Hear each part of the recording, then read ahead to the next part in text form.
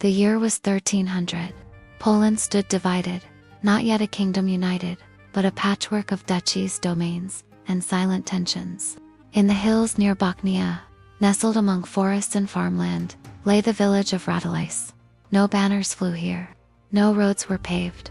The fields were plowed by hand, and justice came with the seasons, if at all. Among the villagers lived Leszek, son of Wojciech, a peasant, one of many, 32 winters old, unmarried, quiet.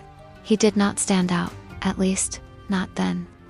But what Leszek had, beyond a strong back and weather-worn hands, was something rarer. He listened, to the trees, to the wind, to silence. In a world full of shouting men and hungry mouths, Leszek watched, and remembered. To the east stood the lands of Lord Jan of Grafito, a hard man with hard borders. To the west ruled Mikołaj of Tarnow, younger, cleverer, ambitious. Between them, a strip of forest and pasture that neither would yield. The dispute was not new. For decades, cattle strayed, wood was taken, blood was sometimes shed. But in the spring of that year, something shifted. Lord Jan sent surveyors, Mikołaj sent riders. Soon after, both sent swords. Radlich, caught in the middle, were not asked to choose sides. But they knew the signs: oxen being hidden in barns, women gathering herbs at night, the priests fasting longer than usual. Leszek said nothing. But when the first armed scouts rode past his field, he did not look away. He watched, he listened. And in his quiet mind, something began to stir. That week, he made cheese. Not because there was peace, but because there wasn't. Because it was the only thing he knew how to offer a world that was about to break.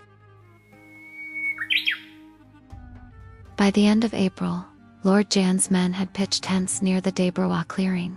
200 spearmen, 20 knights, and enough carts of grain to last a siege. To the west, Mikołaj's banners rose over the ridges. He had fewer men, but faster horses, and more gold. Between them, the village trembled. Some fled south, others fortified their homes with wooden stakes.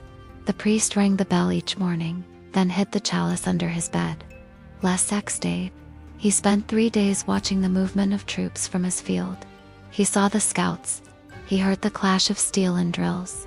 And one evening, as smoke rose from both camps, he walked inside his shed and pulled out a wheel of cheese he had buried in straw months before. It was strong, aged, sharp enough to sting the nose.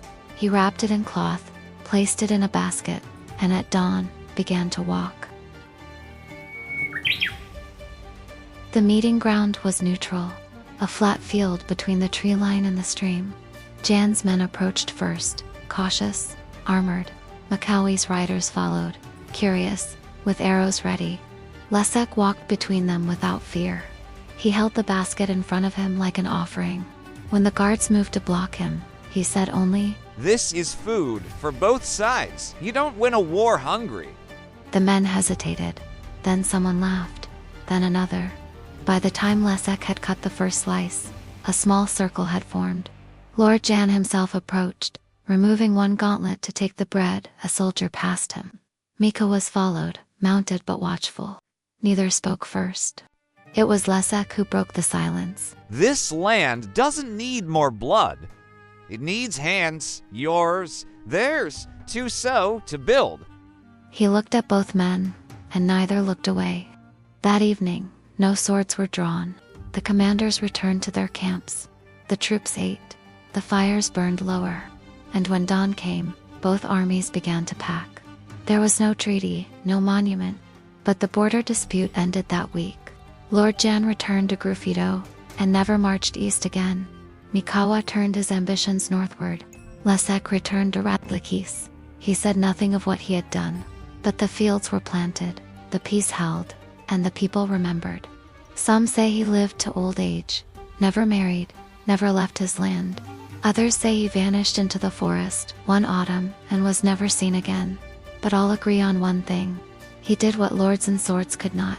He gave them peace, not by command, but by presence.